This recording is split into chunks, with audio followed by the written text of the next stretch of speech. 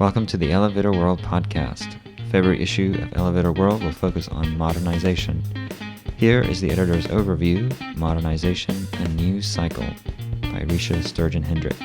Read by Caleb Gibbons. Roger Howkins, author of Lift Modernization Guide, asked the question, does the lift system require a transplant, brain surgery, or a facelift? Modernization used to be an every 20 years cycle, but that has changed dramatically in the past couple of decades. Elevators have always been built to last. Indeed, often they outlive the buildings they serve. Building owners compete for tenants, and good elevator service can be a major selling point. The reasons for modernizing a building's elevators, whether simple or complex, are legion. Bringing units up to code, responding to the changing needs of tenants, responding to the needs of new tenants, accommodating increased traffic flow, expanding security, achieving energy savings, responding to environmental concerns, addressing maintenance problems, or merely pursuing cosmetic goals. Now, it may be considered normal for a system to undergo several mod jobs of varying degrees of seriousness in a 20-year span. Our focus on modernization this month proved very popular, with 6 articles tailored to the subject. We are lucky to have a terrific article by Howkins with Kate Hibner of Arup Vertical Transportation in London, Lift Modernization, the Lost Art of Engineering. They speak mostly to the European market of some 4.5 million units, some of which have never been converted or retrofitted.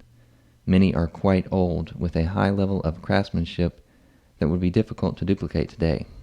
Their description of the forensic engineering needed for a lift modernization engineer is fascinating. For some, modernization is cosmetic, as in Ralph Newman's Solving Two Modern Problems. Redoing the cabs may help an owner sell his building to new tenants or freshen up the look after a weather catastrophe. Going Up by Marty Walker of ThyssenKrupp offers a wide range of modernization options for the elevator owner who needs to improve service, help the environment, reuse energy, or update the interior decor.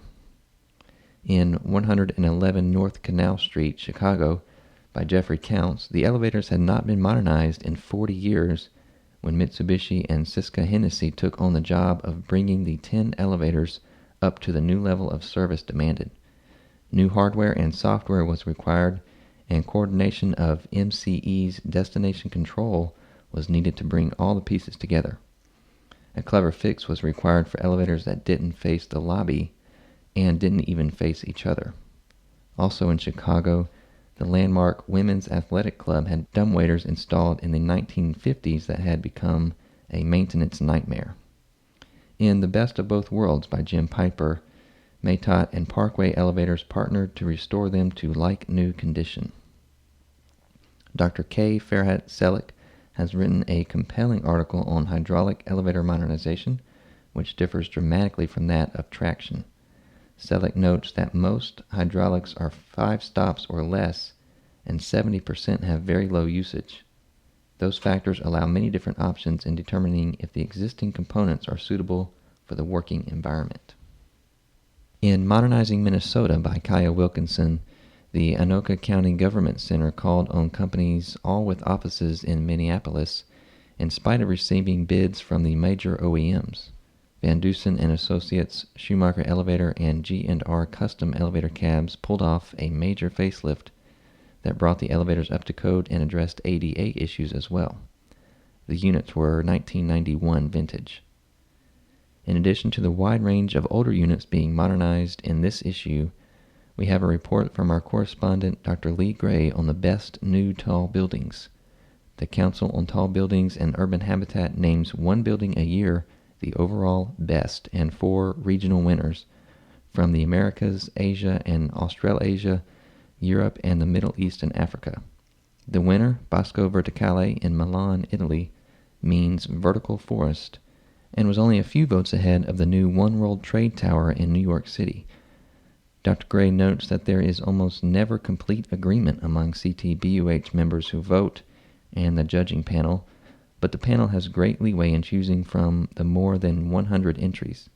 On our cover is one of the finalists among the best tall buildings, Evolution Tower in Moscow. That was Caleb Givens reading the editor's overview, Modernization A New Cycle. For more industry-related information, visit us at elevatorworld.com, like us on Facebook, and follow us on Twitter at elevatorworld.